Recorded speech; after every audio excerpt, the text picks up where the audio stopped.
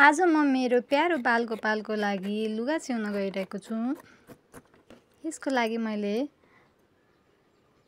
भगवानलाई मन पर्ने कलरको कपडा लिएर आएको छु र यसलाई काट्दै छु। भगवानलाई मैले नापिसकेको हुनाले यहाँ भगवानको लुगाको लागि लुगा काटेँ मैले। अब त्यस्तै गरी लेस पनि काट्दै छु। कपडा जति नै लेस पनि म काट्दै छु र लेस माथि लाउने अर्को सानो खाले लेस अब काट्न गइरहेको छु। यो लेसहरू चाहिँ हजुरले धागोहरू पाउने पसलमा यो लेसहरू पाउने पसलमा पाउन सक्नुहुन्छ।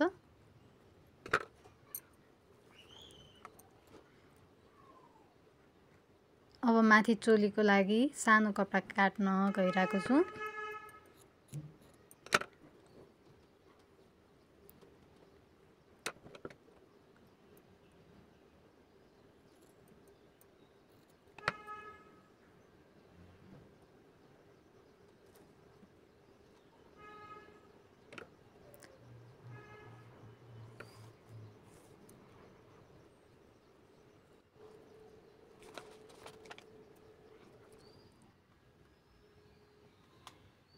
अघि नापेको जस्तै गरी मैले यहाँ लेसहरूलाई मेसिनमा सिलाएँ र अब यसमा मुजा हाल्न गइरहेको छु।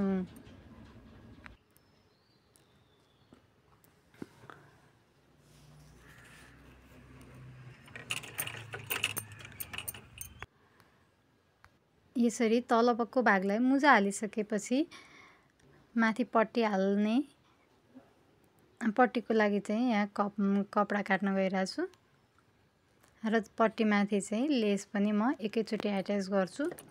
यसरी एट्याच भइसकेपछि माथिको चोलीको भागलाई पनि मैले सिलाइसकेँ साथीहरू र बिचमा प्वाल बनाएर भगवानको गला छिराउने र साइडमा सानो बाहुला पनि राखेको छु।